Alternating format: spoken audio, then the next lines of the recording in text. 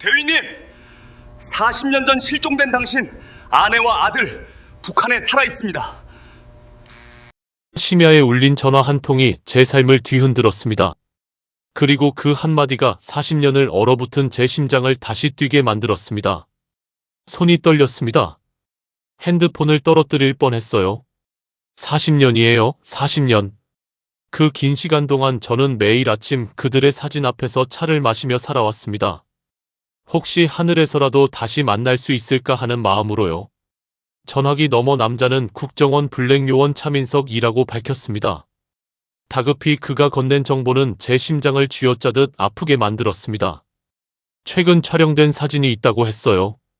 흐릿하지만 70대 여성이 찍혀 있고 그게 유진으로 추정된다고요. 위치는 평양 북쪽 비밀 정치범 수용소 인근 마을이라고 했습니다. 저는 그 순간 숨을 쉴 수가 없었어요. 가슴이 막히는 것 같았죠. 40년 동안 죽은 줄 알았던 사람이 살아있다니요. 그것도 그런 곳에서요. 민석 씨, 정말입니까? 정말 제 아내가 살아있단 말입니까? 제 목소리는 떨렸고 눈에서는 눈물이 흘러내렸습니다.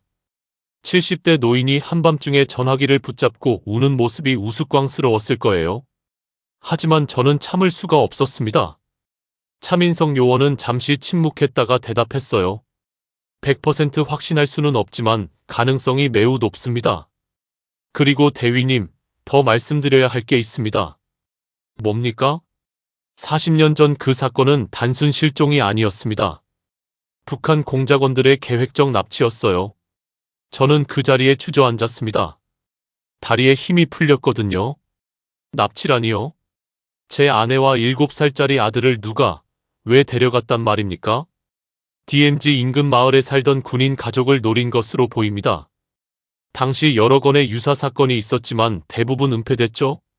차민석 요원의 말은 계속됐고 저는 그저 듣고만 있었어요. 40년 전 그날이 떠올랐습니다. 장을 보러 나간다던 유진이와 민준이가 저녁이 되어도 돌아오지 않았던 그날요. 수색작전이 벌어졌지만 아무것도 찾지 못했고 결국 실종으로 종결됐죠. 저는 그 후로 평생을 죄책감 속에 살았습니다. 제가 지켜주지 못했다는 자책감이요. 군인이면서 가족도 지키지 못한 무능한 남편이자 아버지라는 생각에 밤마다 잠을 이루지 못했어요. 대위님, 내일 오전 10시에 만나시겠습니까? 증거자료를 보여드리겠습니다. 차민석 요원이 말했을 때 저는 주저없이 대답했습니다. 가겠습니다. 당장이라도 달려가고 싶습니다. 전화를 끊고 나서 저는 한동안 멍하니 앉아 있었습니다. 거실 탁자 위에 놓인 가족 사진이 눈에 들어왔어요. 젊은 시절에 제가 유진을 안고 웃고 있고 그 옆에서 민준이가 손을 흔들고 있는 사진이었죠. 여보, 민준아, 아빠가 늦었구나. 저는 사진을 가슴에 안고 소리내어 울었습니다. 70대 노인의 울음소리가 텅 빈 집 안에 울려 퍼졌어요. 다음 날 아침, 저는 차민석 요원이 지정한 장소로 향했습니다. 서울 외곽의 허름한 카페였어요. 사람들의 눈에 띄지 않는 조용한 곳이었죠. 차민석 요원은 30대 후반으로 보이는 날카로운 인상의 남자였습니다. 검은색 정장 차림에 서류 가방을 들고 있었어요. 저를 보자 가볍게 고개를 숙이며 자리를 권했습니다. 앉으십시오, 대위님. 그는 서류 가방에서 봉투 하나를 꺼냈어요. 그 안에는 몇 장의 사진과 문서가 들어 있었습니다. 첫 번째 사진을 봤을 때 저는 숨이 멎는 줄 알았어요. 흐릿하고 멀리서 찍은 사진이었지만 알 수 있었습니다. 그 여자는 유진이었어요. 주름이 깊게 패인 얼굴, 허리가 굽은 모습, 남루한 옷차림. 하지만 그 눈빛만은 제가 기억하는 그 사람이었습니다. 이 사진은 2달 전 내부정보원을 통해 입수한 것입니다. 평양 북쪽 22호 관리소 인근 마을에서 촬영됐습니다. 차민석 요원이 차분하게 설명했어요. 저는 사진에서 눈을 떼지 못했습니다. 손가락으로 사진 속 유진의 얼굴을 쓰다듬었죠. 민준이는요? 제 아들은 어디 있습니까? 그게... 차민석 요원이 잠시 머뭇거렸습니다. 그리고 두 번째 사진을 꺼냈어요. 제복을 입은 중년 남자의 사진이었습니다. 군복 같았어요. 북한군 장교복이었죠. 이 사람이 민준 씨로 추정됩니다. 현재 나이 47세, 22호 관리소 경비대장으로 복무 중입니다. 제 손이 떨렸습니다. 사진 속 남자는 낯설었어요. 하지만 어딘가 익숙한 느낌이 들었죠. 눈매가, 코가, 입술이 제 것을 닮았으니까요. 경비대장이라니? 무슨 말입니까? 7살에 납치되어 북한 체제 교육을 받았습니다. 남조선 간첩의 자식이라는 낙인을 받았지만 오히려 그것을 극복하기 위해 당에 충성했던 것으로 보입니다. 현재는 수용소를 지키는 위치에 있습니다. 저는 사진을 내려놓았습니다. 아니, 내려놓을 수가 없었어요. 손이 떨려서 사진이 탁자 위로 떨어졌죠. 제 아들이 수용소 경비대장이라니요. 제 아내가 갇혀있는 그곳을 지키는 사람이 제 아들이라니요. 이건 말이 안 됩니다. 대위님, 진정하십시오. 차민석 요원이 물을 건넸지만 저는 마실 수가 없었어요. 목이 메었거든요. 그럼 민준이는 자기 엄마가 그 안에 있다는 걸 아는 겁니까? 모릅니다. 하지만 가능성은 낮습니다. 수용소 내부 인원은 수천 명이고 경비대장이라 해도 모든 수감자를 파악하지는 못할 겁니다. 저는 고개를 떨궜습니다. 40년 만에 가족을 찾았는데 이런 상황이라니요. 아들은 적이 되어 있고 아내는 수용소에 갇혀 있고. 대위님, 정부는 공식적으로 개입할 수 없습니다. 하지만 비공식 지원은 가능합니다. 차민석 요원이 조심스럽게 말을 꺼냈어요. 무슨 뜻입니까? 구출 작전을 진행하신다면 정보와 루트를 제공하겠습니다. 물론 실패하더라도 정부는 모른다고 할 겁니다. 저는 차민석 요원을 똑바로 쳐다봤습니다. 그의 눈빛은 진지했어요. 알았습니다. 작전을 시작하겠습니다. 제 대답은 단호했습니다. 70대 노인이 무슨 작전을 한다는 게 말이 안 된다는 걸 알았어요. 하지만 저는 포기할 수 없었습니다. 40년을 기다렸는데 이제 와서 손 놓고 있을 순 없었죠. 차민석 요원이 고개를 끄덕였습니다. 일주일 후 다시 연락드리겠습니다. 그때까지 마음을 정리하시고 신뢰할 수 있는 사람들을 모으십시오. 혼자서는 불가능합니다. 저는 카페를 나와 차에 올랐습니다. 시동을 걸었지만 한동안 출발하지 못했어요. 핸들을 붙잡은 손이 떨렸거든요. 거울에 비친 제 얼굴을 봤습니다. 주름투성이 노인의 얼굴이었어요. 이 늙은 몸으로 북한까지 가서 가족을 구한다는 게 현실적으로 가능할까요? 하지만 저는 결심했습니다. 죽더라도 가족을 만나야 한다고요. 40년 동안 지켜주지 못한 남편이자 아버지로서 이번만큼은 끝까지 가보려고요. 집으로 돌아와 거실 서랍을 열었습니다. 그 안에는 오래된 수첩이 있었어요. 전우회 명단이었죠. 저는 수첩을 펼치고 이름들을 하나씩 훑었습니다. 김태수, 이강민, 최영호. 함께 전쟁을 겪었던 동료들이었어요. 이제는 모두 70대가 된 노인들이지만 제가 믿을 수 있는 사람들이었죠.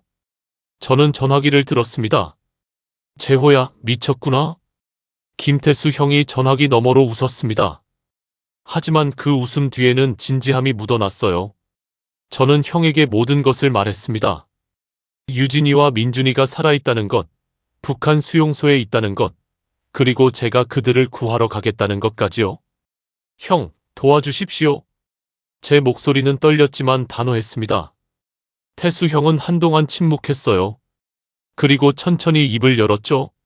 언제 만날까? 그 한마디에 저는 눈물이 날 뻔했습니다. 설득할 필요도 없었어요. 형은 그냥 알아들었습니다. 40년 전 제가 얼마나 힘들어했는지, 그 후로 어떻게 살아왔는지를요. 내일 저녁 6시 종로 그 식당에서 만납시다. 알았다. 강민이랑 영호도 부를게. 전화를 끊고 나서 저는 한동안 멍하니 앉아 있었습니다. 시작된 거예요. 진짜로 시작된 겁니다. 다음 날 저녁, 종로 뒷골목 작은 식당에 4명의 노인이 모였습니다. 김태수 형은 72세였어요. 한때 특수부대에서 폭발물을 다루던 전문가였죠.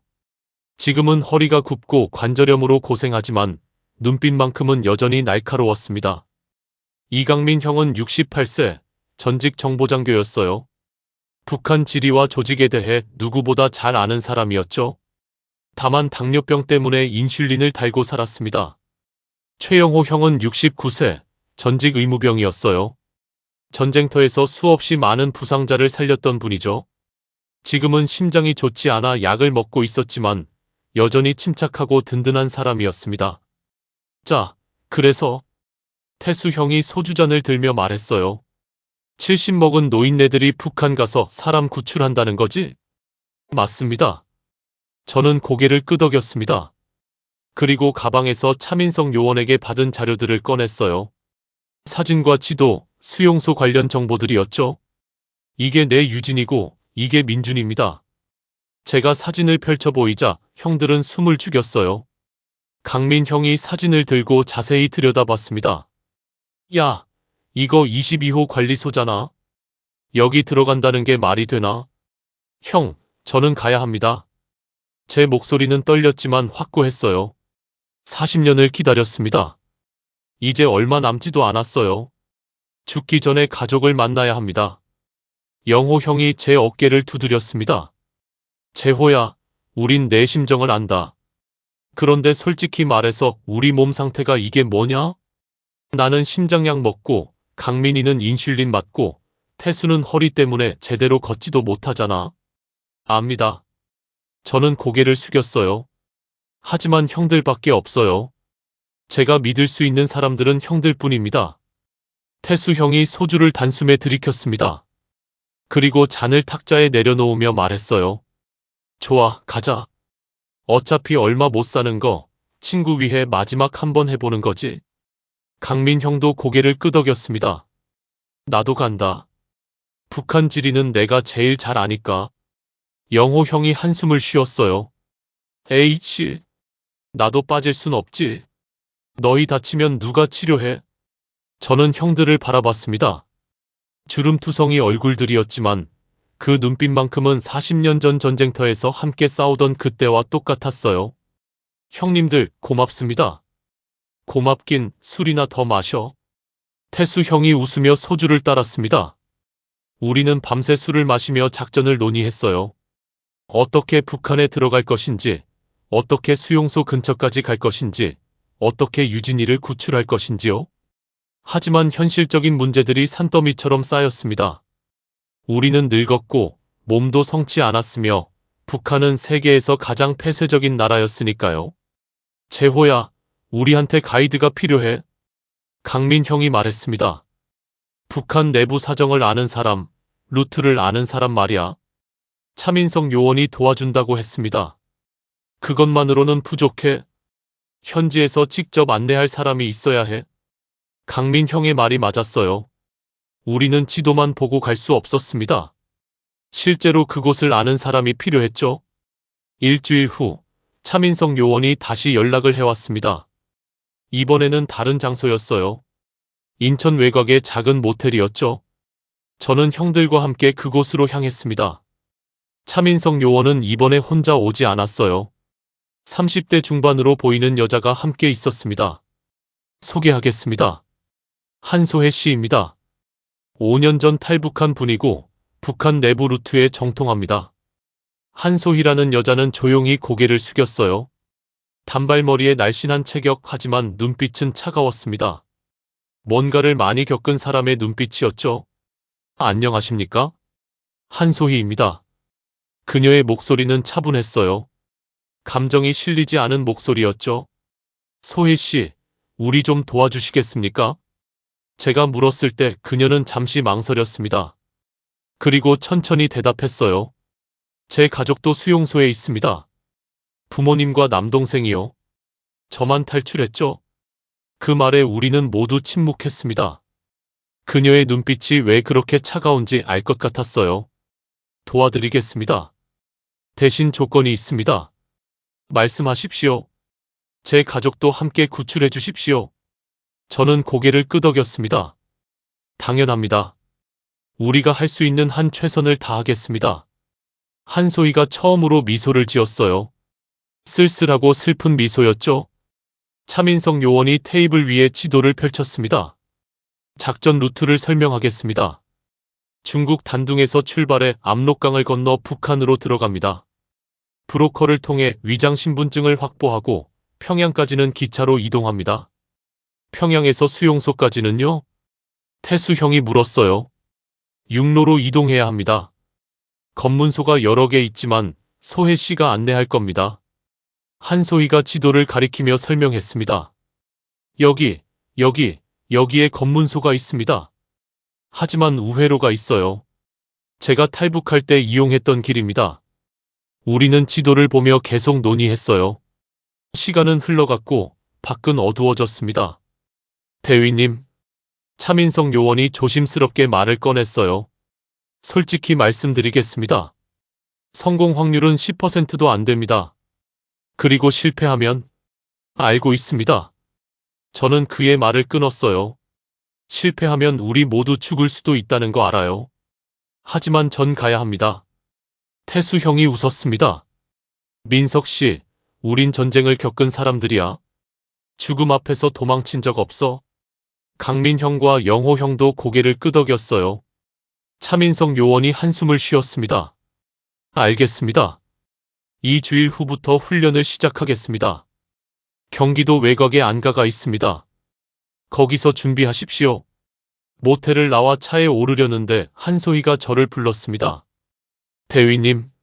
네, 소혜씨. 제가 도와드리는 이유는 제 가족 때문만이 아닙니다. 그녀가 말했어요. 40년을 기다린 분의 마음을 저는 알 것 같습니다. 저도 5년 동안 가족을 그리워했거든요. 고맙습니다. 하지만 각오하셔야 합니다. 우리가 보게 될 것들은 상상 이상일 겁니다. 그녀의 목소리가 떨렸어요. 눈에는 눈물이 맺혔죠. 수용소는 지옥입니다. 사람이 사람답게 살 수 없는 곳이에요. 대위님 부인께서 그곳에서 40년을 버티셨다면 그녀는 말을 잇지 못했습니다. 저도 대답할 수 없었어요. 입술을 깨물며 고개를 끄덕일 뿐이었죠. 집으로 돌아와 거실에 앉았습니다. 유진이와 민준이의 사진을 다시 꺼내봤어요. 여보, 조금만 기다려요. 내가 곧 갈게. 제 손가락이 사진 속 유진의 얼굴을 쓰다듬었습니다. 젊고 아름다웠던 그 얼굴을, 이제 주름으로 가득한 그 얼굴을 떠올리니 가슴이 미어졌어요. 민준아, 아빠가 너를 데리러 갈게. 늦었지만 꼭 데리고 올게. 저는 사진을 가슴에 안고 눈을 감았습니다. 이제 시작이었어요. 70대 노인들의 불가능한 작전이 시작된 겁니다. 하나, 둘, 셋, 넷. 새벽 5시 경기도 외곽 안가의 마당에서 4명의 노인이 팔굽혀펴기를 하고 있었습니다. 아니, 하려고 애쓰고 있었죠. 안 돼. 팔이 안 올라가. 태수 형이 신음하며 바닥에 엎어졌어요. 강민 형은 5개를 하고 주저앉았고 영호 형은 3개 만에 포기했습니다. 저는 10개를 채웠지만 숨이 턱까지 찼어요. 심장이 터질 것 같았죠. 형님들, 이래서는 안 됩니다. 한소희가 우리를 내려다보며 말했습니다. 그녀의 눈빛에는 걱정이 가득했어요. 북한에서는 하루에 수십 킬로미터를 걸어야 할 수도 있습니다. 산을 넘어야 할 수도 있고요. 이 상태로는 알아요. 제가 일어나며 말했습니다. 하지만 우리에게 시간이 많지 않아요. 할 수 있는 만큼 해야죠. 차민석 요원이 생수를 건네며 말했어요. 일주일간 기초 체력을 회복시키고 그 다음 주부터는 실전 훈련에 들어가겠습니다. 첫째 주는 지옥이었습니다. 매일 새벽 5시에 일어나 조깅을 했어요. 아니, 조깅이라기보다는 빠르게 걷는 수준이었죠. 30분만 걸어도 다리가 후들거렸습니다. 아침 식사 후에는 스트레칭과 가벼운 근력 운동이었어요. 태수 형은 허리 때문에 고생했고 강민 형은 당뇨 때문에 자주 쉬어야 했습니다. 영호 형은 심장약을 먹으며 버텼죠. 재호야, 우리 진짜 할 수 있을까? 셋째 날 저녁 태수 형이 물었습니다. 온몸이 쑤시고 아팠어요. 관절염 약을 먹어도 통증이 가시지 않았죠. 해야죠, 형. 다른 선택지가 없잖아요. 저는 파스를 붙이며 대답했습니다. 제 몸도 마찬가지였어요. 무릎이 아프고 허리가 결렸습니다. 하지만 포기할 순 없었죠. 형, 40년 전에 우리 이것보다 더한 훈련도 견뎠잖아요. 그때는 젊었지? 태수 형이 씁쓸하게 웃었어요. 지금은 70이야. 70? 이 나이에 뭘 한다고? 그래도 해야죠. 저는 형의 어깨를 두드렸습니다. 제 가족을 위해서요. 그리고 소혜 씨 가족을 위해서요. 둘째 주부터 한소희가 본격적으로 북한 상황을 가르치기 시작했습니다. 북한에서는 모든 게 검문 대상입니다. 그녀가 지도를 펼쳐놓고 설명했어요. 신분증, 통행증, 여행 증명서, 모든 게 있어야 이동할 수 있습니다. 하나라도 없으면 바로 잡혀가요. 우리는 어떻게 해야 하죠? 강민 형이 물었습니다. 위장 신분증을 만들 겁니다. 중국 조선족 상인으로 위장하는 거예요. 평양에 사업차 왔다고 하면 됩니다. 그게 통할까요? 통해야죠. 다른 방법이 없으니까요. 한소희의 목소리는 단호했어요. 그녀는 북한 사람들의 말투, 행동 방식, 인사법까지 세세하게 가르쳤습니다. 절대로 나만 억양을 쓰시면 안 됩니다. 한 번만 실수해도 들통나요. 동무, 오늘 날씨가 좋습니다. 태수 형이 경직된 목소리로 따라했어요. 한소희가 고개를 저었습니다. 너무 어색하세요. 더 자연스럽게 하셔야 합니다. 북한 사람들은 말할 때 더 단조롭고 무표정해요. 우리는 매일 밤 역할극을 했습니다. 검문소를 지나는 상황, 현지인과 대화하는 상황, 위기에 처했을 때 대처하는 방법까지요. 형님, 담배 있습니까? 영호 형이 검문소 역할을 하는 차민석 요원에게 물었어요. 없습니다, 동무. 그럼 통행증 보여주십시오. 위장 신분증을 보여주고 가짜 통행증을 제시하고 신문에 대답하는 연습을 수없이 반복했습니다. 셋째 주, 밤늦게 저는 마당에 혼자 앉아 있었습니다. 달이 밝았어요. 마당에 놓인 나무 의자에 앉아 하늘을 올려다봤죠. 잠 안 주무세요? 한소희가 다가왔습니다. 손에 따뜻한 차 2잔을 들고 있었어요. 네, 잠이 안 와서요. 그녀가 옆에 앉으며 차를 건넸습니다. 걱정되시죠? 네. 저는 솔직하게 대답했어요. 두렵습니다. 실패하면 어쩌나, 형님들이 다치면 어쩌나, 그런 생각들이요. 한소희가 차를 한 모금 마셨어요. 저도 두렵습니다. 탈북할 때도 무서웠지만 이번에는 다시 그곳으로 들어간다는 게. 그녀의 목소리가 떨렸습니다. 하지만 가야죠. 제 가족도, 대위님 가족도 구해야 하니까요. 소혜 씨 가족은 어디 계십니까? 22호 관리소 안에 있습니다. 저희 아버지가 당 간부였는데 숙청당하면서 가족 전체가 끌려갔어요. 그런데 소혜 씨만 탈출할 수 있었던 건가요? 제가 평양에서 대학을 다니고 있었거든요. 소식을 듣고 바로 도망쳤습니다. 탈북 브로커를 찾아서 목숨 걸고 중국으로 넘어왔죠. 한소희가 눈물을 닦았어요. 5년 동안 매일 후회했습니다.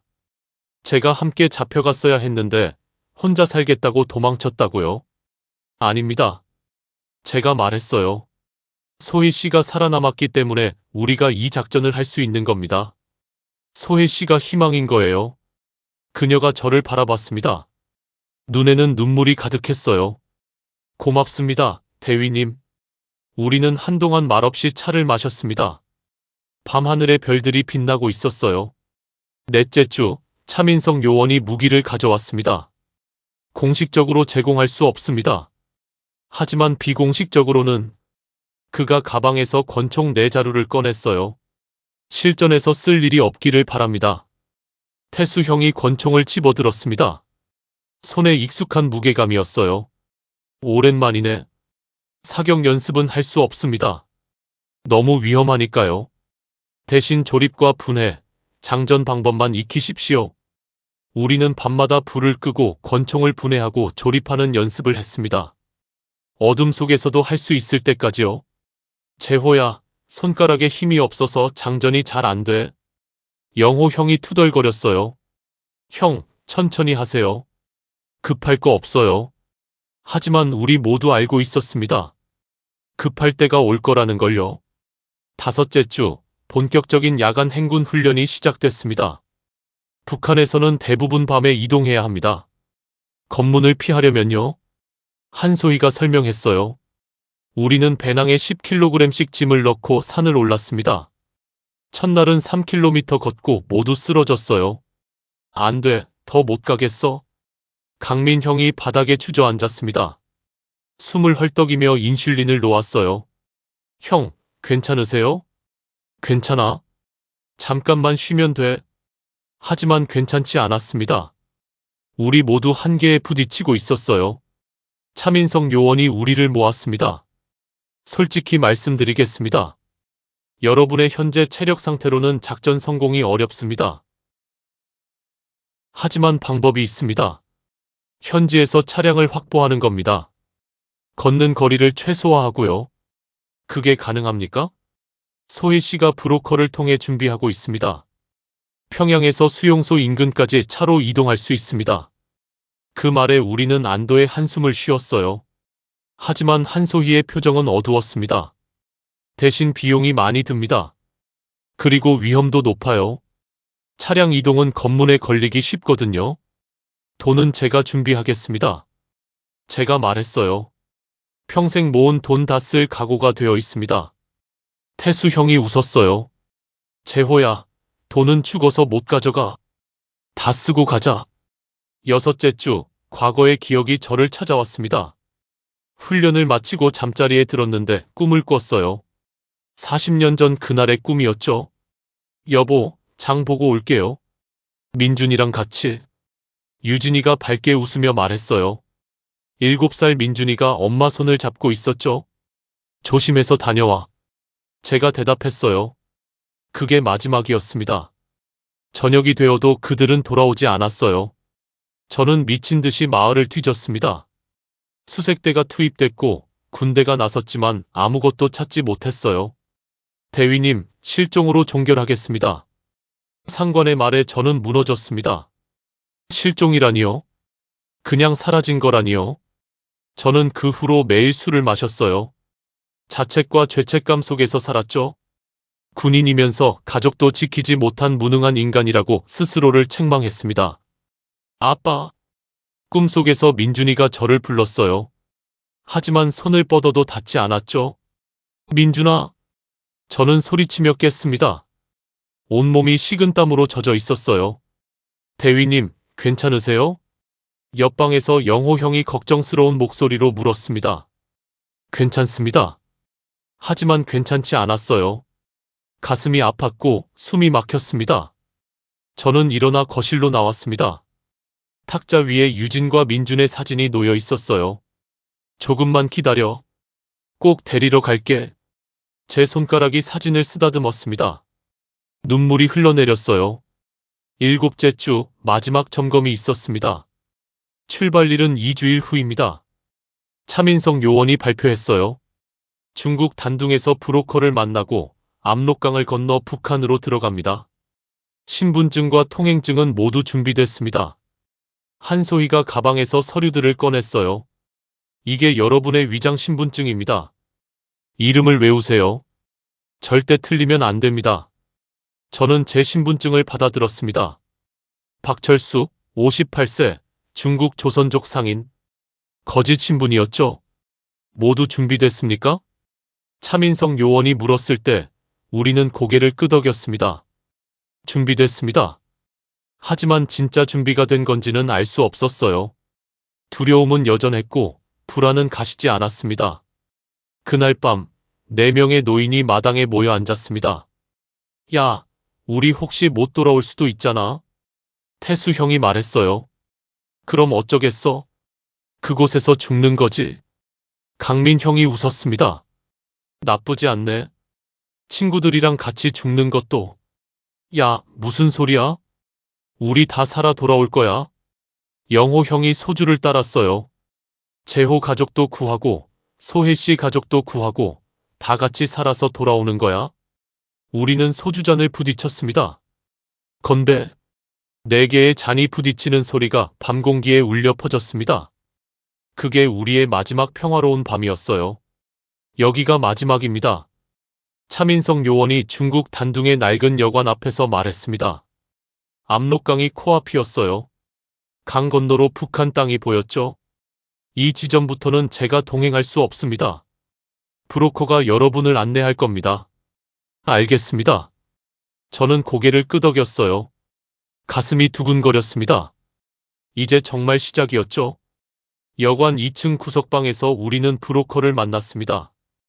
50대 중반으로 보이는 중국 조선족 남자였어요. 이름은 왕철수라고 했습니다. 돈은 준비하셨습니까? 왕철수가 담배를 피우며 물었어요. 거친 목소리였죠. 여기 있습니다. 제가 가방에서 현금 뭉치를 꺼냈습니다. 평생 모은 돈이었어요. 왕철수가 돈을 세어보더니 고개를 끄덕였습니다. 좋습니다. 오늘 밤 자정에 출발합니다. 배를 타고 강을 건널 겁니다. 빼요? 태수 형이 물었어요. 네. 다리로 가면 검문이 심합니다. 배로 건너는 게 더 안전해요. 한소희가 지도를 펼쳤습니다. 여기서 건너면 신의주 외곽입니다. 거기서 차를 타고 평양으로 가는 거죠? 맞습니다. 제 사람이 거기서 기다리고 있을 겁니다. 왕철수가 담배를 비볐어요. 하지만 명심하십시오. 일단 건너가면 돌이킬 수 없습니다. 혼자서라도 돌아올 수 있다고 생각하지 마세요. 우리는 침묵했습니다. 그의 말이 무겁게 다가왔어요. 밤 11시, 우리는 여관을 나와 강변으로 향했습니다. 달이 없는 어두운 밤이었어요. 왕철수가 앞장섰고 우리는 그 뒤를 따랐죠. 저기 보이십니까? 왕철수가 어둠 속 작은 배를 가리켰어요. 낡은 고무보트였습니다. 저걸 타고 간다고요? 영호 형이 놀라서 물었어요. 네. 다른 방법이 없습니다. 우리는 하나씩 보트에 올랐습니다. 배가 심하게 흔들렸어요. 태수 형이 중심을 잃고 비틀거렸죠. 조심하세요, 형님. 제가 형의 팔을 잡았습니다. 야, 이거 뒤집히는 거 아냐? 말도 마세요. 왕철수와 그의 부하 2명이 노를 저었습니다. 보트가 천천히 움직이기 시작했어요. 압록강의 어둠 속으로 들어가는 느낌이었죠. 강물 소리만 들렸습니다. 찰랑찰랑, 노가 물을 가르는 소리요. 저는 어둠 속에서 북한 땅을 바라봤어요. 저 너머 어딘가에 유진이와 민준이가 있었습니다. 대위님, 한소희가 작은 목소리로 말했어요. 긴장하지 마세요. 호흡을 고르세요. 네. 하지만 긴장을 풀 수가 없었습니다. 심장이 터질 것 같았어요. 30분쯤 지났을까요? 보트가 북한 쪽 강변에 닿았습니다. 도착했습니다. 빨리 내리세요. 우리는 서둘러 보트에서 내렸어요. 발이 북한 땅에 닿는 순간 온몸에 전율이 흘렀습니다. 여기서부터는 조용히 하십시오. 소리내면 안 됩니다. 왕철수가 속삭였어요. 우리는 어둠 속을 걸었습니다. 강변을 벗어나 숲길로 접어들었어요. 가시나무가 옷을 찢었고 돌에 발이 걸렸습니다. 태수 형이 신음했어요. 넘어질 뻔했죠? 괜찮으세요? 괜찮아. 계속 가자. 우리는 1시간을 걸었습니다. 70대 노인들에게는 고행이었어요. 다리가 후들거렸고 숨이 턱까지 찼습니다. 저기 차가 보입니다. 왕철수가 가리킨 곳에 낡은 트럭이 한 대 서 있었어요.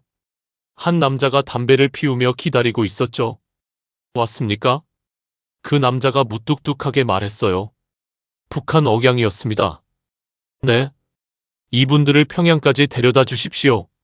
알았습니다. 타십시오. 우리는 트럭 짐칸에 올랐습니다. 지푸라기가 깔려 있었고 냄새가 고약했어요. 여기 숨어 계십시오. 검문소 지날 때까지요. 운전사가 방수포를 덮었습니다. 우리는 어둠 속에 갇혔죠. 트럭이 출발했습니다.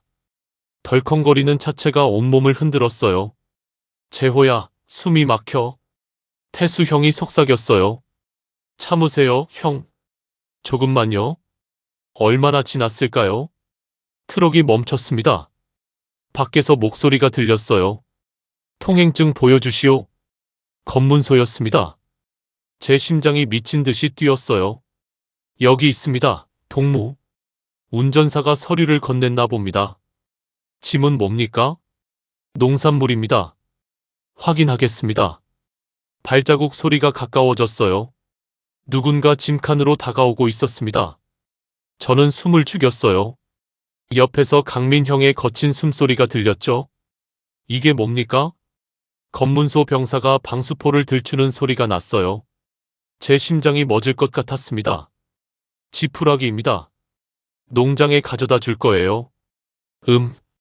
병사가 방수포를 다시 덮었습니다. 좋습니다. 가십시오. 트럭이 다시 출발했어요. 우리는 한동안 말없이 있었습니다. 식은땀이 온몸을 적셨죠. 첫 번째 관문을 통과했습니다. 한소희가 작은 목소리로 말했어요. 앞으로 2개가 더 있습니다. 다음 검문소는 더 까다로웠습니다. 차에서 내리십시오. 병사가 명령했어요. 운전사가 내렸고 우리는 방수포 아래에서 숨을 죽였습니다. 짐을 다 내려보십시오. 동무, 그럴 필요 있습니까? 그냥 지푸라기인데요. 명령입니다. 내리십시오. 운전사가 방수포를 걷어냈습니다. 저는 눈을 감았어요. 들켰다고 생각했죠? 동무, 잠깐만요. 한소희가 방수포 밖으로 나왔습니다. 병사들이 놀라서 총을 겨눴어요. 누구요? 죄송합니다, 동무. 저는 평양에서 온 검열관입니다. 한소희가 태연하게 서류를 꺼냈어요. 이 수송은 당 중앙의 지시사항입니다. 방해하시면 안 됩니다. 병사가 서류를 받아들었습니다. 얼굴이 굳었어요. 이건 중앙당 도장이 맞습니다. 확인하셨으면 통과시켜 주십시오. 예, 알겠습니다. 병사가 경례를 했어요. 트럭이 다시 출발했습니다. 방수포 안에서 우리는 안도의 한숨을 쉬었어요. 소희 씨, 어떻게 한 겁니까? 제가 물었을 때 한소희가 씁쓸하게 웃었습니다. 위조 서류입니다. 브로커가 만들어준 거예요. 이게 통할 줄 몰랐네요. 대단합니다. 운이 좋았을 뿐입니다. 다음엔 안 통할 수도 있어요. 새벽녘, 우리는 평양 외곽에 도착했습니다. 여기서 내리십시오. 운전사가 말했어요. 우리는 트럭에서 내렸습니다. 다리가 후들거렸고 온몸이 쑤셨어요. 평양입니다. 한소희가 말했습니다. 멀리 도시의 윤곽이 보였어요. 새벽 안개 속에 건물들이 솟아 있었죠. 이제부터가 진짜 시작입니다. 한소희의 말에 우리는 고개를 끄덕였어요. 숙소로 가겠습니다. 거기서 하루 쉬고 내일 수용소 쪽으로 출발합니다. 우리는 평양 외곽의 낡은 여인숙에 묵었습니다. 방은 좁았고 이불은 축축했어요. 하지만 잠자리가 있다는 것만으로도 감사했죠. 형님들, 좀 주무세요. 제가 말했을 때 태수 형이 고개를 저었어요. 잠이 오나? 긴장돼서. 강민 형도 창밖을 바라보고 있었어요. 평양이 이렇게 생겼구나. 텔레비전으로만 보다가 실제로 오니까 이상한 기분이네. 저도 그렇습니다. 저는 창가로 다가갔습니다. 평양의 아침이 밝아오고 있었어요. 사람들이 거리를 오가고 트럭들이 지나갔습니다. 저 어딘가에 유진이가 있습니다. 제 목소리가 떨렸어요. 조금만 더 가면 만날 수 있어요. 영호 형이 제 어깨에 손을 올렸습니다. 그래, 조금만 더 가자. 거의 다 왔어. 다음 날 오후, 우리는 평양을 벗어났습니다. 이번에는 다른 차량이었어요. 낡은 승합차였죠. 22호 관리소까지는 육로로 4시간 걸립니다. 한소희가 지도를 보며 말했어요. 중간에 검문소가 2군데 더 있습니다. 조심해야 해요. 우리는 비포장도로를 달렸습니다. 차가 덜컹거렸고 먼지가 창문으로 들어왔어요. 대위님, 한소희가 저를 불렀습니다. 각오는 하셨죠? 부인을 만나면 많이 변해 계실 겁니다. 알고 있습니다. 하지만 정말 알고 있었을까요? 40년이 한 사람을 얼마나 변하게 만드는지를요. 해가 지고 있었습니다. 차가 산길을 올라가고 있었어요. 저기입니다. 한소희가 멀리 보이는 건물들을 가리켰어요. 22호 관리소 인근 마을입니다. 망원경으로 봤습니다. 낡은 집들이 보였어요. 사람들이 움직이고 있었죠. 저기 어딘가에 제 손이 떨렸습니다. 망원경이 흔들렸어요. 잠깐, 저기요. 강민 형이 망원경을 빼앗아 봤습니다. 저 여자, 물을 길어가는 저 여자요. 저는 다시 망원경을 들었어요. 한 노파가 물동이를 이고 걸어가고 있었습니다. 허리가 굽고 걸음이 느렸어요. 하지만 알 수 있었습니다. 저 사람이 유진이라는 걸요. 여보, 제 목소리가 떨렸어요. 눈물이 쏟아졌습니다. 유진아, 40년 만에 다시 본 아내였습니다. 늙고 야위고 지쳐 있었지만 제 아내였어요. 대위님, 진정하세요. 한소희가 제 어깨를 잡았습니다. 아직 갈 수 없어요. 계획대로 해야 합니다. 저는 망원경을 내려놓았습니다. 하지만 눈물은 멈출 수 없었어요. 형님들, 저 사람이 제 아내입니다. 40년 만에 다시 봤어요. 태수 형이 제 등을 두드렸어요. 알아, 재호야. 조금만 참자. 곧 만날 수 있어. 하지만 그때였습니다. 제복을 입은 남자가 나타났어요. 군복이었죠? 저 사람은 한소희가 망원경으로 확인했습니다. 경비대장입니다. 아마 민준입니다. 제가 말했어요. 제 아들이에요. 망원경으로 다시 봤습니다. 40대 중반의 남자였어요. 근엄한 표정으로 마을을 순찰하고 있었죠. 제 아들이었습니다. 수용소 경비대장이 된 제 아들이요. 대위님, 한소희의 목소리가 걱정스러웠어요. 저는 망원경을 내려놓고 눈을 감았습니다.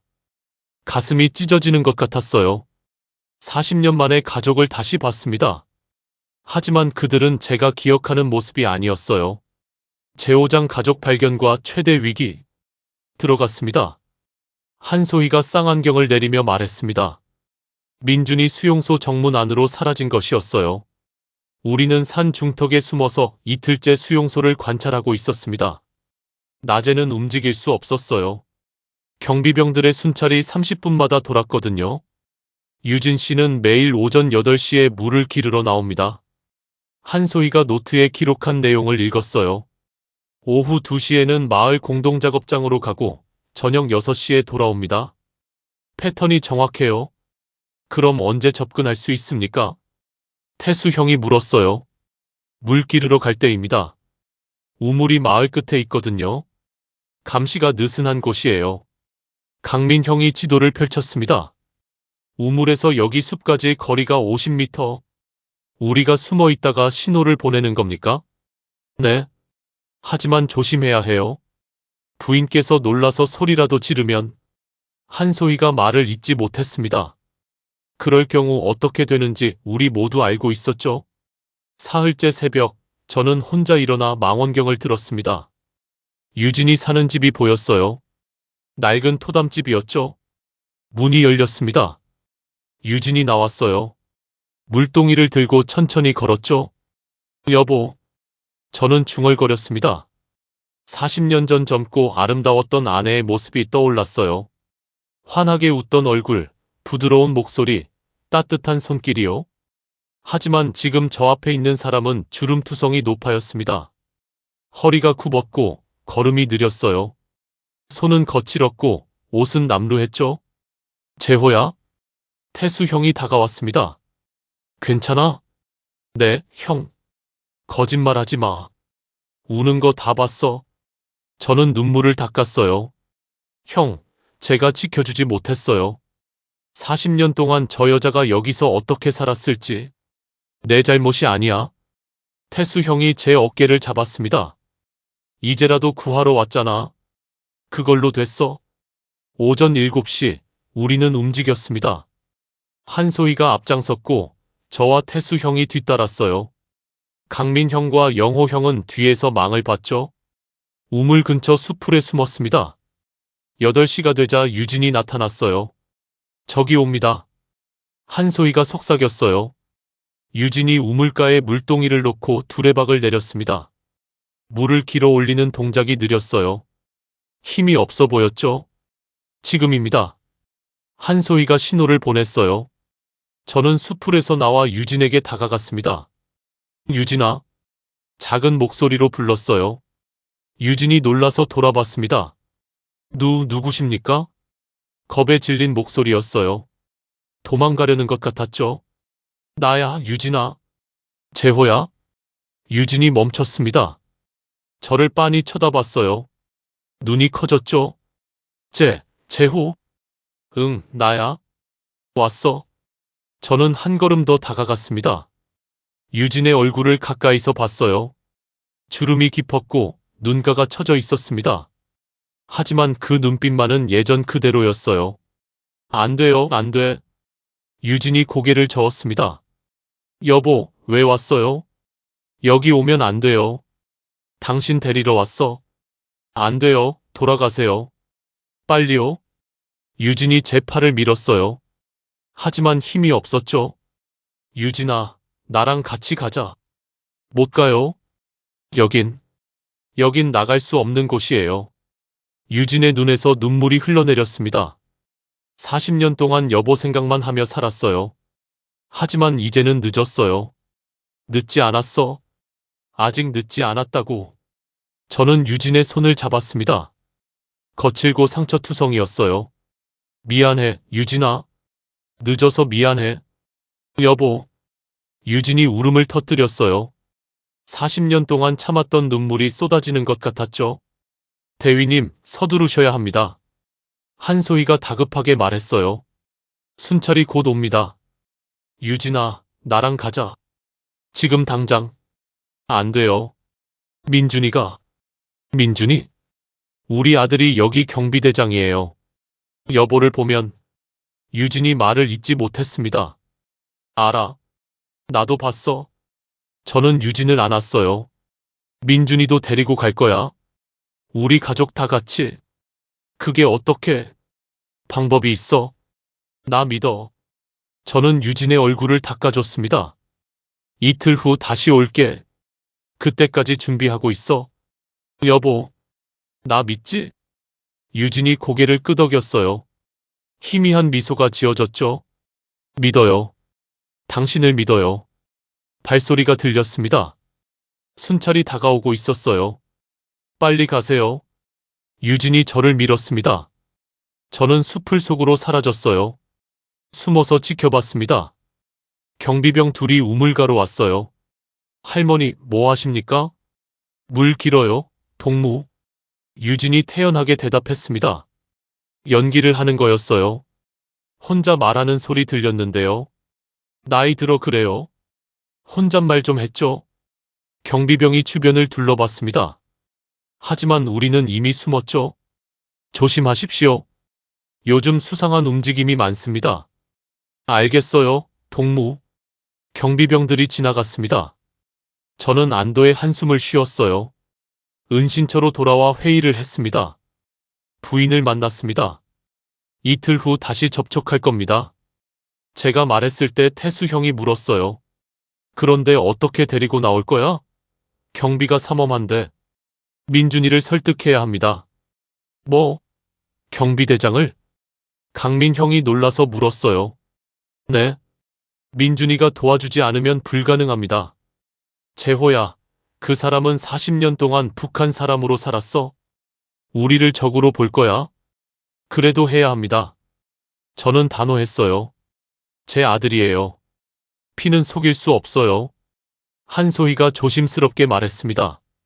대위님, 현실적으로 생각하셔야 합니다. 경비대장이 우리를 도울 확률은 1%라도 있으면 해야죠. 저는 고집을 부렸어요. 제 아들을 믿습니다. 그날 밤, 저는 잠들 수 없었습니다. 유진을 만난 것이 꿈만 같았어요. 밖으로 나왔습니다. 별이 쏟아질 것 같았죠. 잠 못 이루십니까? 영호 형이 다가왔어요. 네, 형. 유진 씨 많이 변하셨지? 네. 못 알아볼 뻔했어요. 그래도 만났잖아. 그걸로 된 거야. 영호 형이 담배를 피웠습니다. 재호야, 근데 민준이 설득하는 건 정말 위험해. 알아요. 실패하면 우리 다 죽어. 그래도 해야죠. 저는 별을 올려다봤어요. 형, 저는 아들을 포기할 수 없어요. 40년 전에는 못 지켰지만 이번에는 달라요.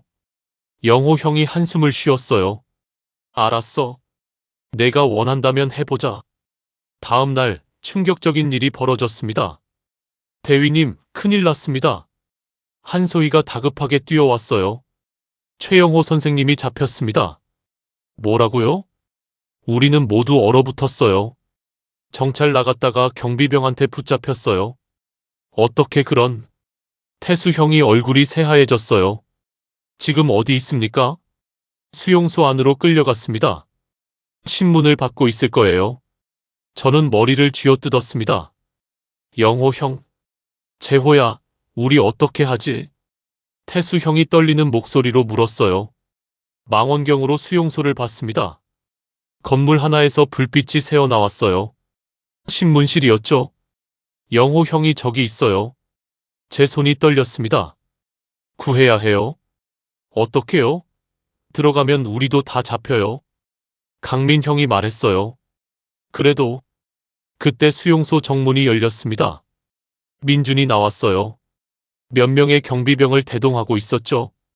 비상경계령이 내려졌습니다. 한소희가 무전을 도청한 내용을 전했어요. 침입자가 있다는 걸 알았어요. 전체 수용소가 경계 태세입니다. 젠장. 태수 형이 욕을 했어요. 저는 망원경을 내려놓고 주저앉았습니다. 모든 게 끝난 것 같았어요. 영호 형. 저는 고개를 떨궜습니다. 1시간 후 총소리가 들렸습니다. 탕! 한 발이었어요. 우리는 모두 그 소리를 들었죠? 영호 형. 태수 형이 비틀거렸어요. 저는 다시 망원경을 들었습니다. 신문실 불빛이 꺼져 있었어요. 형. 눈물이 쏟아졌습니다. 영호 형이 죽었습니다. 우리를 지키기 위해 스스로 목숨을 끊은 것이었어요. 형님. 태수 형이 울부짖었어요. 영호야? 강민 형도 눈물을 흘렸습니다. 저는 그저 멍하니 앉아 있었어요. 아무 말도 할 수 없었죠. 대위님. 한소희가 제 앞에 무릎을 꿇었습니다. 철수 명령이 떨어졌습니다. 차민석 요원이 즉시 귀환하라고 합니다. 대위님 들으셨죠? 저는 고개를 들었어요. 한소희를 바라봤습니다. 소혜 씨. 네. 저는 안 갑니다. 대위님. 영호 형까지 잃었는데 이대로 돌아갈 순 없어요. 저는 일어났습니다. 계속할 겁니다. 유진이를 구할 때까지. 태수 형과 강민 형이 저를 바라봤어요. 재호야? 형님들 죄송합니다. 하지만 저는 멈출 수 없어요. 저는 수용소를 향해 걸어갔습니다. 대위님, 어디 가십니까? 한소희가 뒤따라왔어요. 민준이를 만나러 갑니다. 미쳤습니까? 지금 가면 죽어요. 알아요.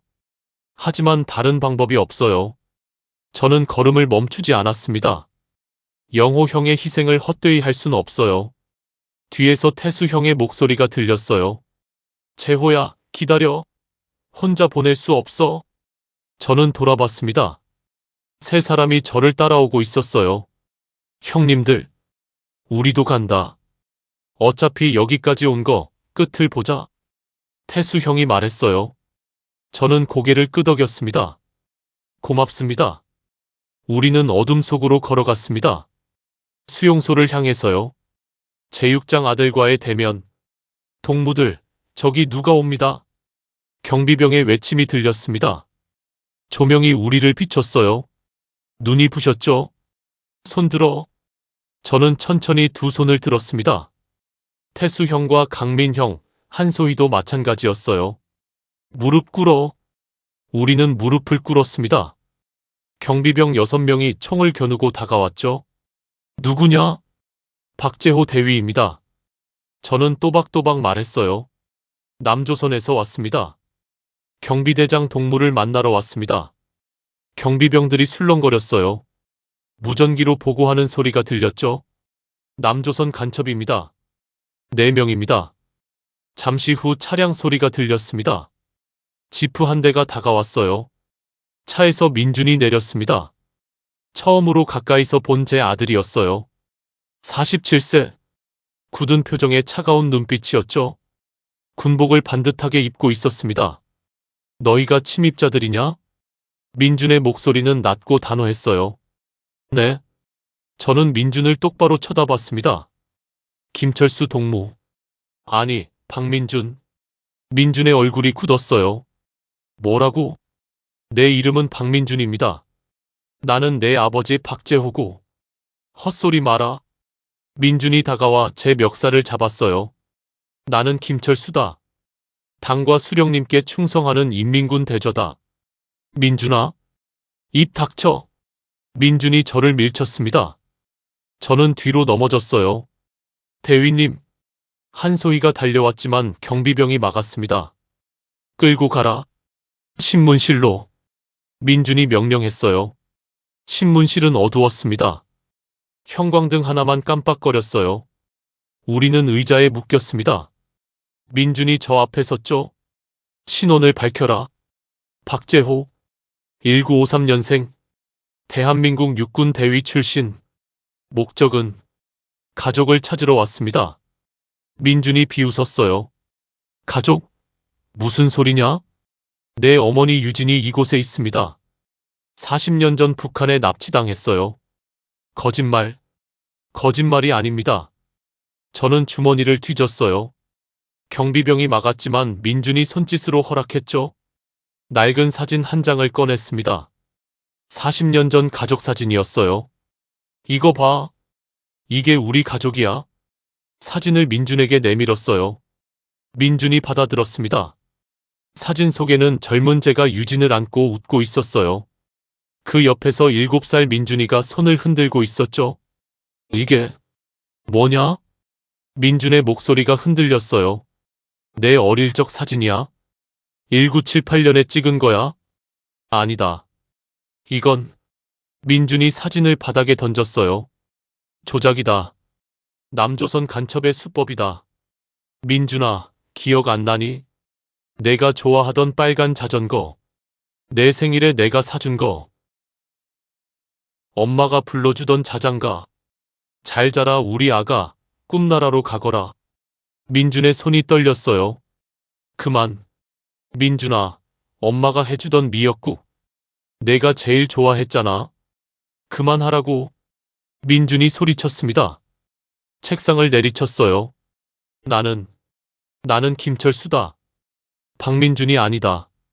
하지만 그의 눈빛은 흔들리고 있었어요. 당신은 누구냐? 왜 이런 거짓말을? 거짓말이 아니야. 너는 1978년 6월 12일 엄마랑 장 보러 나갔다가 돌아오지 않았어? 7살이었지? 민준이 뒤로 물러섰어요.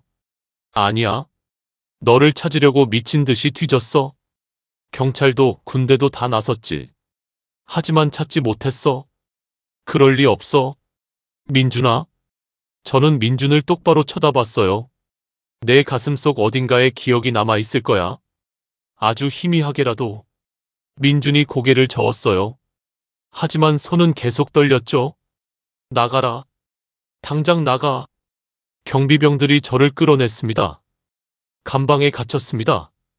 좁고 어두운 방이었어요. 대위님, 괜찮으십니까? 한소희가 물었어요. 네. 저는 벽에 기댔습니다. 흔들렸어요. 민준이 흔들렸어요. 하지만 믿을까요? 40년 동안 다른 이름으로 살았는데 믿을 겁니다.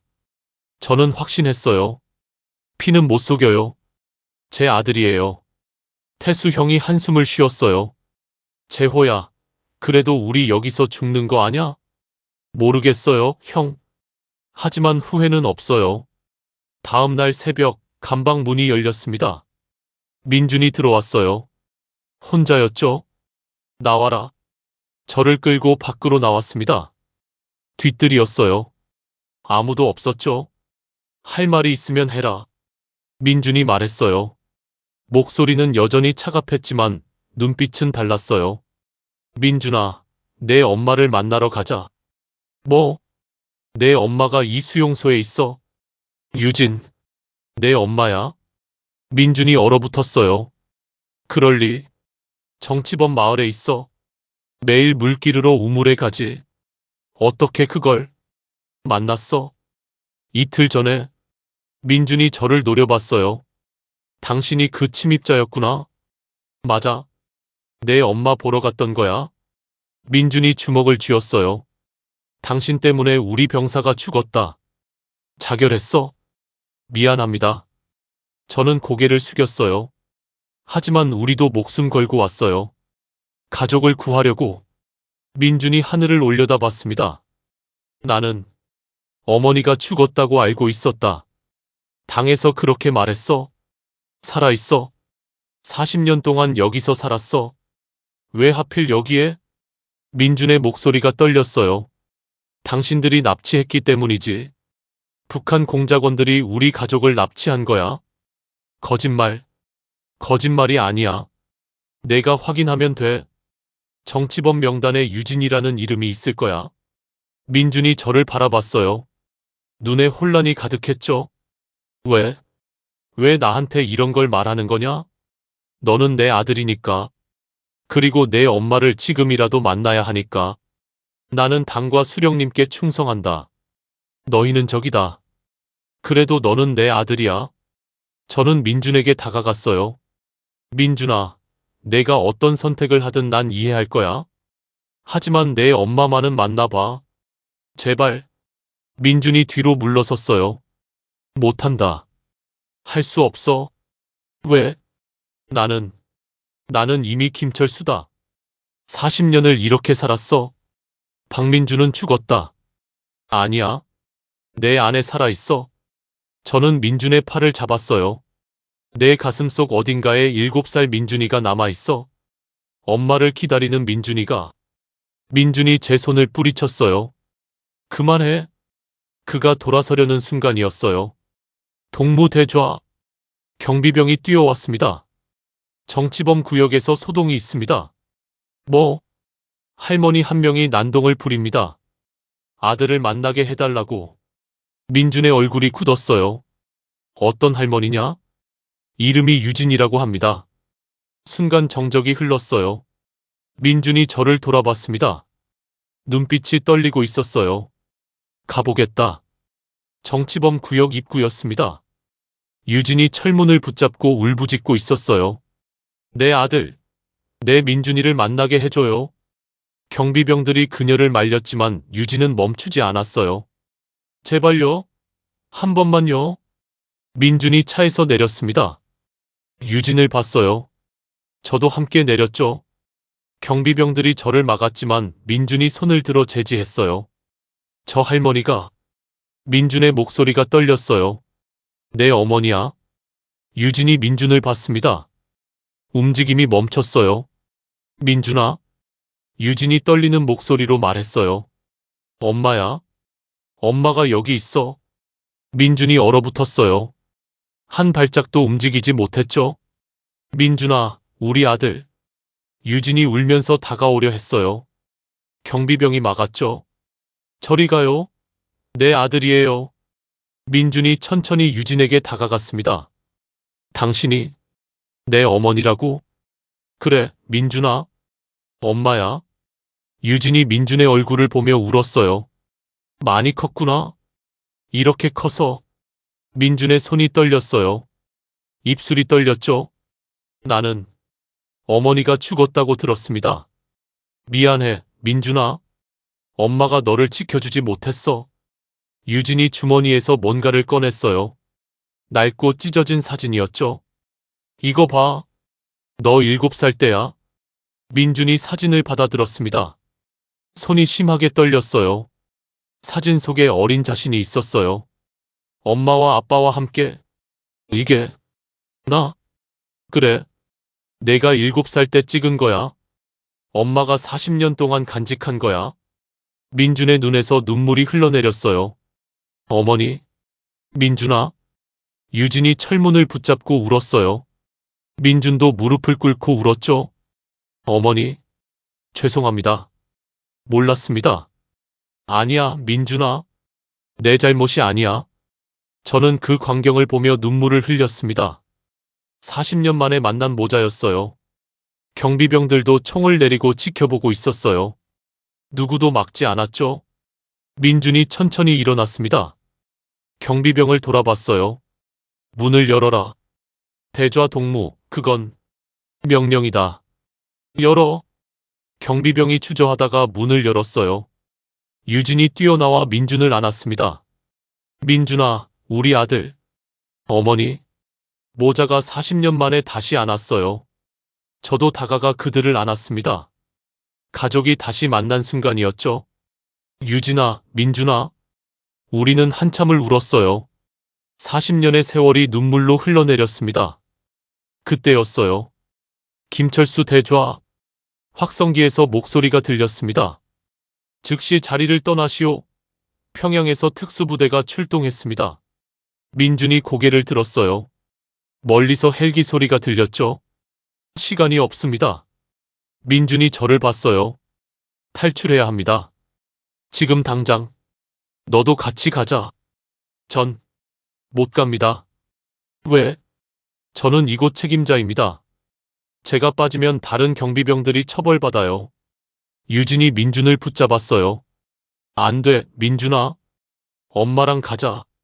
어머니, 죄송합니다. 민준이 유진의 손을 잡았어요. 하지만 어머니만은 보내드려야 해요. 아버지랑 가세요. 민준아, 제가 시간을 벌게요. 그동안 도망가세요. 민준이 저를 봤어요. 아버지, 어머니 부탁합니다. 민준아, 너도 가자. 우리 가족 다 같이. 못 갑니다. 저는 아직 선택을 못했어요. 민준의 눈에는 혼란이 가득했어요. 40년을 김철수로 살았는데 하루아침에 박민준이 될 수는 없어요. 시간을 줄게. 하지만 꼭 와야 해. 저는 민준의 어깨를 잡았어요. 약속해. 꼭 우리한테 와. 민준아, 약속해. 민준이 고개를 끄덕였어요. 약속. 하겠습니다. 어서 가십시오. 민준이 소리쳤습니다. 헬기 소리가 점점 가까워지고 있었어요. 민준아. 유진이 아들의 손을 놓지 못했어요. 40년 만에 만난 아들을 또 보낼 수 없었죠. 어머니, 가세요. 제발. 민준이 유진을 밀었습니다. 저는 유진의 팔을 잡았어요. 유진아, 가야 해. 안 돼요, 여보. 민준이가 우리를 보낼 수 있게 해줘야 해. 저는 유진을 끌었습니다. 유진은 계속 뒤를 돌아봤어요. 민준아, 꼭 와야 해. 약속했지? 민준이 손을 흔들었습니다. 눈에는 눈물이 가득했어요. 한소희가 앞장섰습니다. 이쪽입니다. 빨리. 우리는 뒤쪽 철조망으로 달렸어요. 태수 형이 가방에서 절단기를 꺼냈죠. 내가 끊을게. 다들 준비해. 철조망을 자르는 소리가 요란했습니다. 뒤에서 경보음이 울렸어요. 침입자 탈출. 모든 병력 출동. 빨리요, 태수 선생님. 거의 다 됐어. 철조망이 끊어졌습니다. 구멍이 뚫렸어요. 먼저 가. 한소희가 유진을 밀어 넣었습니다. 저도 따라 들어갔죠. 형님들, 빨리. 강민 형이 철조망을 빠져나왔어요. 태수 형이 마지막으로 들어오려는 순간이었습니다. 타탕탕. 총소리가 들렸어요. 태수 형이 비틀거렸습니다. 형. 저는 되돌아가려 했지만 태수 형이 손을 내저었어요. 가. 어서 가. 안 돼요, 형. 같이 가야죠. 재호야, 유진 씨 데리고 가. 태수 형이 소리쳤어요. 그리고 가방에서 폭발물을 꺼냈습니다. 형, 뭐 하는 거예요? 마지막으로 한 번 더 해보는 거지. 태수 형이 웃었어요. 피가 입가에 묻어 있었죠. 재호야, 가족 꼭 데리고 나가. 영호한테도 미안하다고 전해. 형, 가라고. 태수 형이 폭발물을 던졌습니다. 꽝. 철조망 쪽에서 폭발이 일어났어요. 경비병들이 뒤로 물러섰습니다. 태수 형이 또 하나를 던졌죠. 어서 도망가. 내가 시간 벌게. 저는 유진의 손을 잡고 뛰었습니다. 눈물이 앞을 가렸어요. 태수 형. 뒤에서 또 폭발음이 들렸습니다. 그리고 총소리가 이어졌어요. 타탕탕탕. 태수 형의 목소리는 더 이상 들리지 않았습니다. 우리는 숲속으로 뛰어들었습니다. 이쪽이에요. 차가 있어요. 한소희가 앞장섰어요. 70대 노인이 뛰는 건 고역이었습니다. 다리가 풀렸고 숨이 턱까지 찼어요. 유진은 더 심했습니다. 40년 동안 수용소에서 강제 노동을 한 몸이었죠. 여보, 못 가겠어요. 조금만 더, 유진아. 조금만. 저는 유진을 부축했어요. 강민 형이 반대편을 잡았죠. 거의 다 왔어요. 힘내세요. 헬기 소리가 머리 위로 지나갔습니다. 서치라이트가 숲을 훑었어요. 엎드려요. 우리는 바닥에 엎드렸습니다. 서치라이트가 우리 바로 옆을 지나갔어요. 심장이 터질 것 같았습니다. 헬기가 지나갔어요. 우리는 다시 일어나 뛰었습니다. 저기 차가 보입니다. 한소희가 가리킨 곳에 낡은 트럭이 있었어요. 브로커가 준비해둔 차였죠. 타세요. 빨리. 우리는 트럭에 올랐습니다. 한소희가 시동을 걸었어요. 부르릉. 엔진이 켜졌습니다. 차가 출발했어요. 어디로 갑니까? 제가 물었을 때 한소희가 대답했어요. 압록강입니다. 거기까지 100km예요. 100km. 강민 형이 신음했어요. 추격이 시작될 겁니다. 버틸 수 있을까요? 버텨야죠. 저는 창밖을 봤어요. 어둠 속을 달리고 있었습니다. 유진이 제 팔을 잡았어요. 여보, 태수 씨는, 영호 씨는, 형님들이 우릴 지켜준 거야. 저는 눈물을 닦았어요. 덕분에 우리가 살아난 거야. 유진도 울었습니다. 미안해요. 쟤 때문에. 아니야. 우리 잘못이 아니야. 저는 유진을 안았어요. 이제 거의 다 왔어. 조금만 더 버티자. 1시간쯤 지났을까요? 뒤에서 차량 소리가 들렸습니다. 추격 차량입니다. 한소희가 백미러를 봤어요. 군용 지프 세대예요. 얼마나 떨어졌습니까? 2km 정도요. 빠르게 따라오고 있어요. 한소희가 엑셀을 밟았습니다. 트럭이 속도를 냈지만 한계가 있었어요. 이 차로는 못 따돌립니다. 총이 있습니까? 강민 형이 물었어요. 여기요. 저는 가방에서 권총을 꺼냈습니다. 강민 형에게 하나를 건넸죠. 형, 우리가 막아야 해요. 알아. 우리는 트럭 짐칸으로 나갔습니다. 뒤를 향해 총을 겨눴어요. 추격 차량이 점점 가까워졌습니다. 100m, 50m. 쏜다. 탕탕. 총소리가 울렸어요. 맨 앞 지프의 타이어를 맞췄습니다. 지프가 미끄러지며 길 옆으로 빠졌어요. 잘했어요, 형. 하지만 2대가 더 남았습니다. 타타탕. 그쪽에서도 쏘기 시작했어요. 총알이 트럭을 맞췄습니다. 조심해요. 저는 엎드렸다가 다시 일어나 쐈어요. 탕탕탕. 2번째 지프의 앞 유리를 맞췄습니다. 지프가 속도를 늦췄어요. 하지만 마지막 지프는 계속 다가왔습니다. 재장전. 강민 형이 탄창을 갈았어요. 저도 마찬가지였죠. 그때 지프에서 누군가 일어섰습니다. 기관총을 들고 있었어요. 다다다닥. 기관총이 불을 뿜었습니다. 트럭 짐칸이 박살났어요. 엎드려요. 저는 강민 형을 밀어냈습니다. 총알이 빗발쳤죠. 제 길. 강민 형이 다시 일어나 쐈습니다. 탕, 탕. 기관총 사수를 맞췄어요. 사수가 쓰러졌습니다. 하지만 지프는 멈추지 않았어요. 더 가까이 다가왔죠. 형, 저놈들 들이받으려고 해요. 막아야 해. 우리는 계속 쐈습니다. 하지만 총알이 떨어지고 있었어요. 재호야, 탄환이 없어? 저도요. 우리는 서로를 봤습니다. 이제 끝인가 싶었죠. 그때였습니다. 꽝. 지프가 폭발했어요. 뭐야? 저는 뒤를 돌아봤습니다. 멀리서 또 다른 차량이 다가오고 있었어요. 저건 망원경으로 봤습니다. 군용 차량이었어요. 그리고 그 위에 민준이 서 있었습니다. 민준이. 민준이 로켓포를 쏘고 있었어요. 나머지 추격 차량들이 폭발했습니다.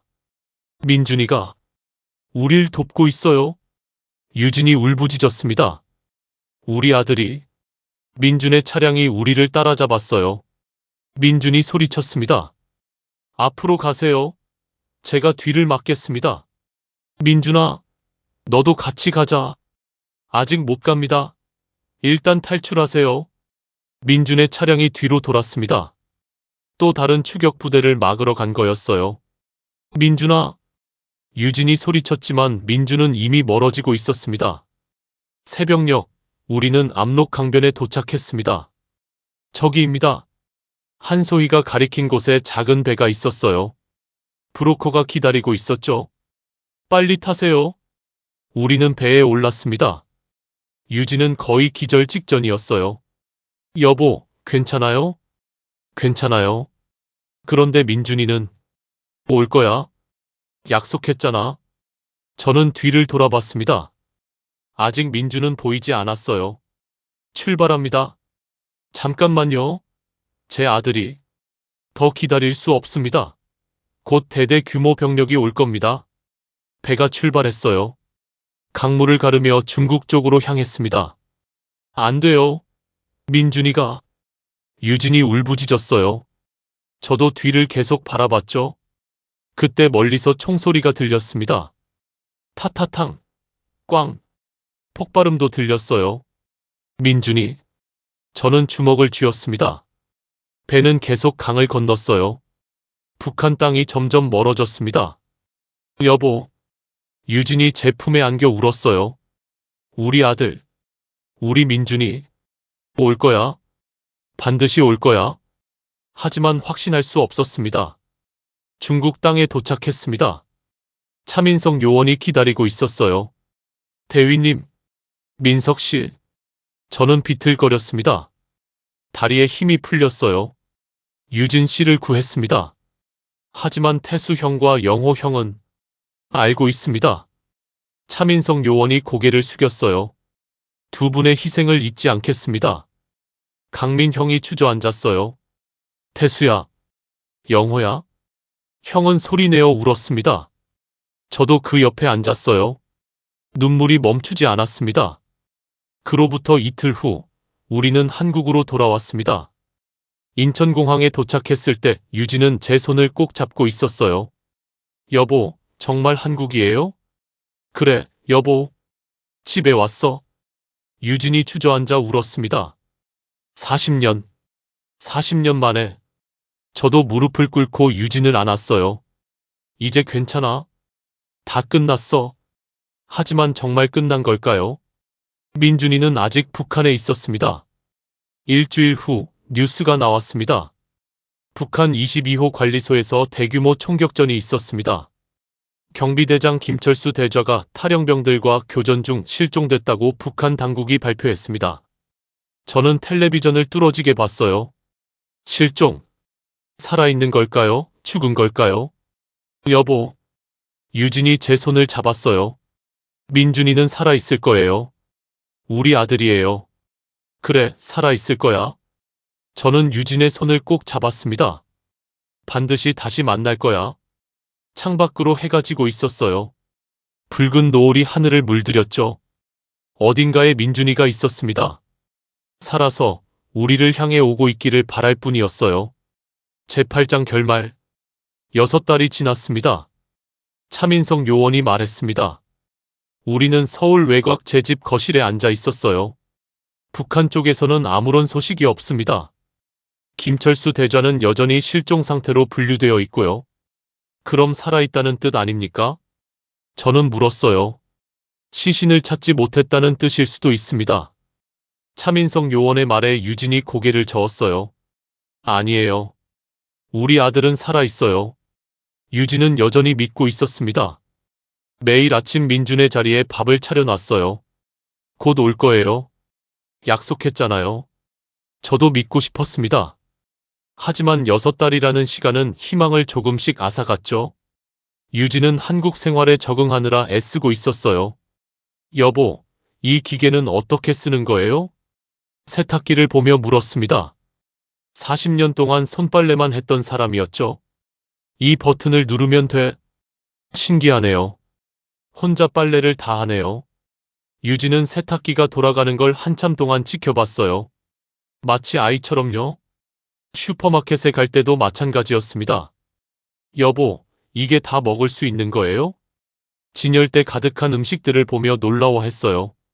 그래. 원하는 거 골라.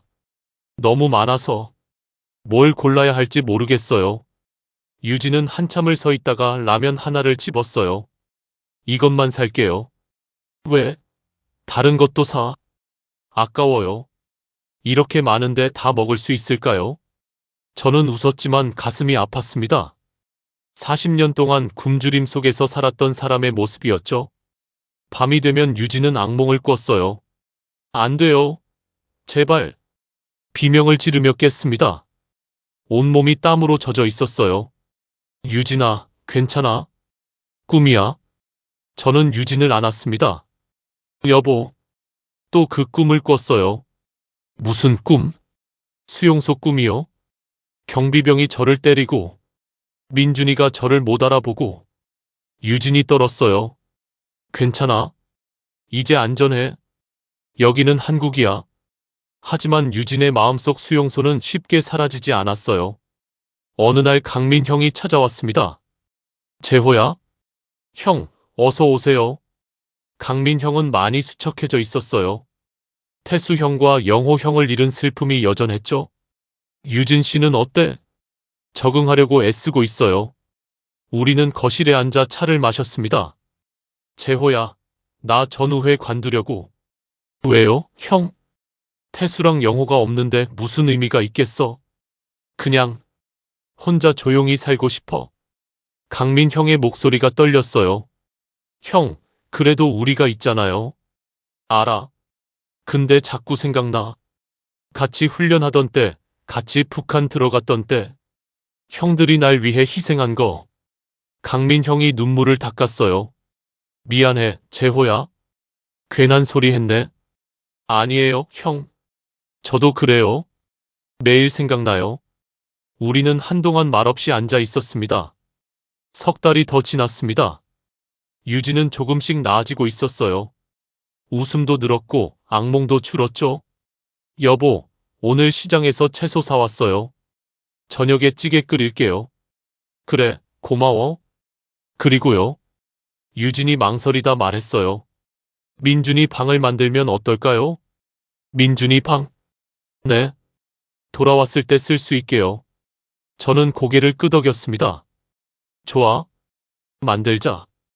우리는 작은 방 하나를 민준의 방으로 꾸몄어요. 침대를 놓고 책상을 놓고 사진을 걸었죠. 7살 민준이의 사진이었습니다. 민준아, 기다리고 있을게. 꼭 와야 해. 유진이 사진에 대고 말했어요. 어느 가을날이었습니다. 저는 태수 형과 영호 형의 묘소에 갔어요. 국립묘지에 나란히 묻혀 있었죠. 형님들, 저 왔어요. 꽃을 놓고 절을 했습니다. 유진이 덕분에 잘 지내고 있어요. 형님들 덕분이에요. 바람이 불었어요. 낙엽이 떨어졌죠. 미안해요, 형님들. 쟤 때문에 목이 메었습니다. 민준이는 아직 소식이 없어요. 하지만 기다릴 거예요. 끝까지요. 저는 한참을 묘소 앞에 앉아 있었어요. 그날 저녁 집으로 돌아오는데 현관 앞에 누군가 서 있었습니다. 남루한 옷을 입은 남자였어요. 야위고 상처투성이었죠. 저는 멈춰 섰습니다. 누구십니까? 남자가 고개를 들었어요. 그 얼굴을 보는 순간 저는 알았습니다. 민준아? 민준이었어요. 9개월 만에 돌아온 제 아들이었죠. 아버지. 민준이 무릎을 꿇었습니다. 늦어서 죄송합니다. 저는 민준에게 달려갔어요. 아들을 끌어안았죠. 왔구나. 정말 왔구나. 네, 아버지. 약속 지켰습니다. 우리는 한참을 울었어요. 현관문이 열렸습니다. 유진이 나왔어요. 여보, 왜 그러? 민준아. 유진이 소리쳤습니다. 민준에게 달려가 안았어요. 엄마. 다녀왔습니다. 우리 아들, 우리 민준이 3명이 현관 앞에서 울었습니다. 40년 만에 다시 모인 가족이었어요. 거실에 앉았습니다. 민준은 따뜻한 차를 마시며 천천히 말했어요. 탈출하는데 석 달이 걸렸습니다. 추격을 피해 산속에 숨어 다녔어요. 어떻게 중국까지? 브로커를 찾았습니다. 한소혜 씨가 알려준 연락처로요. 힘들었겠구나. 괜찮습니다. 가족한테 오는 길이었으니까요. 민준이 웃었어요. 처음 보는 미소였죠. 아버지, 엄마, 그동안. 민준이 말을 잇지 못했어요. 그동안 잘못 살았습니다. 40년 동안 다른 사람으로 살았어요. 아니야, 민준아. 저는 민준의 손을 잡았어요. 내 잘못이 아니야. 7살에 납치당한 아이가 무슨 잘못이 있니? 하지만 이제 됐어. 돌아왔잖아. 그걸로 충분해. 유진이 민준의 얼굴을 쓰다듬었어요. 많이 컸구나. 이렇게 컸어. 엄마, 이제 우리 같이 살자. 가족으로. 민준이 고개를 끄덕였어요. 눈물이 흘러내렸죠. 다음 날 민준은 제 옛날 사진첩을 보고 있었어요. 이게 제 어릴 적 모습이에요? 그래. 5살 때야. 기억이 안 나요. 아주 희미하게만. 괜찮아. 천천히 기억하면 돼. 민준이 사진을 한 장 한 장 넘겼어요. 아버지, 제가 궁금한 게 있어요. 뭐니? 40년 동안 어떻게 살아오셨어요? 저는 잠시 생각했습니다. 매일 너희를 그리워하며 살았지. 언젠가 다시 만날 수 있을 거라고 믿으면서. 힘들지 않으셨어요? 힘들었지. 정말 힘들었어. 저는 유진과 민준의 옛날 사진을 보며 말했어요. 하지만 포기할 수 없었어. 너희가 어딘가 살아있을 거라는 희망이 저를 버티게 했어. 민준이 고개를 숙였어요. 아버지, 감사합니다. 그리고 죄송합니다. 고맙다는 말은 필요 없어. 우린 가족이잖아. 일주일 후, 민준은 정착 지원 프로그램에 등록했어요. 탈북민 교육 받으러 가야 해요. 힘들면 언제든 쉬어. 괜찮습니다, 아버지. 빨리 적응하고 싶어요. 민준은 성실했어요. 한글을 다시 배우고 남한 사회를 공부했죠. 밤에는 가족과 함께 저녁을 먹었습니다. 엄마, 이거 정말 맛있어요. 그래? 내가 좋아하던 반찬인데 기억나니? 아니요. 하지만 맛있어요. 민준이 웃었어요. 유진도 웃었죠?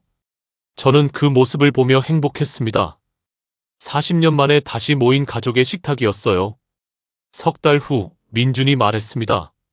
아버지, 제가 할 일을 찾았어요. 무슨 일? 탈북민 지원센터에서 일하고 싶어요. 저처럼 힘든 사람들을 돕고 싶습니다. 좋은 생각이구나. 그리고요. 민준이 망설이다 말했어요. 북한에 제 가족이 남아 있어요. 저는 놀랐습니다. 가족? 네. 아내와 딸이요. 북에 두고 왔습니다. 유진이 민준의 손을 잡았어요. 민준아, 언젠가 데려오고 싶어요. 아버지처럼 저도 제 가족을 구하고 싶습니다. 저는 민준의 어깨를 두드렸어요. 그래, 꼭 데려오자. 우리가 도울게. 감사합니다, 아버지. 1년 후, 봄이었습니다. 우리는 태수 형과 영호 형의 묘소를 찾았어요. 민준도 함께였죠. 형님들, 민준이 데리고 왔어요. 민준이 절을 했습니다. 할아버지들, 감사합니다. 저를 지켜주셔서. 바람이 불었어요. 따뜻한 봄바람이었죠. 형님들 덕분에 우리 가족이 다시 만났어요. 평생 잊지 않겠습니다. 저는 눈물을 닦았어요. 집으로 돌아오는 길 유진이 말했습니다. 여보, 행복해요? 나도 그래. 40년을 기다린 보람이 있네요. 유진이 제 손을 꼭 잡았어요. 고마워요, 여보. 포기하지 않고 우릴 찾아와줘서. 나야말로 고마워. 버텨줘서. 우리는 손을 잡고 걸었습니다. 민준이 앞서 걸으며 말했어요. 아버지, 엄마, 빨리 와요. 집에 가서 저녁 먹어요. 그래, 간다. 우리는 웃으며 민준을 따라갔어요. 저는 요즘 저녁마다 식탁에 놓인 가족 사진을 봅니다. 40년 전 그 사진 옆에 새로운 사진이 놓여 있어요. 유진, 그리고 민준이 함께 찍은 사진입니다. 민준이 식탁에 밥을 차리고 있어요. 엄마, 아버지, 준비됐어요. 그래, 먹자. 우리는 식탁에 둘러앉았습니다. 잘 먹겠습니다. 따뜻한 밥을 떠먹습니다. 평범한 저녁이었어요. 하지만 이 평범함이 얼마나 소중한지 우리는 알고 있었죠. 40년을 기다린 끝에 되찾은 일상이었으니까요. 창밖으로 석양이 지고 있었어요. 민준이 창밖을 보며 말합니다. 아버지는 40년을 기다렸고 마지막 순간 우리를 찾아왔습니다. 이제 저는 잃어버린 시간을 되찾기 위해 살아갑니다. 민준이 저를 돌아봤어요. 그리고 언젠가 북에 남은 제 가족도 데려올 것입니다. 저는 고개를 끄덕였습니다. 그래, 꼭 데려오자. 아버지가 도와줄게. 유진이 차를 따라 주었어요. 40년 전 제가 매일 아침 했던 그 의식이었죠. 하지만 이제는 혼자가 아니었습니다. 가족과 함께였어요. 여보, 민준아. 네, 아버지. 우리 행복하게 살자. 네, 행복하게 살겠습니다. 우리는 차를 마셨습니다. 창밖으로 평화로운 저녁이 내려앉고 있었어요. 희망과 상처, 구원과 희생이 공존하는 우리 가족의 이야기. 이제 새로운 시작이었습니다.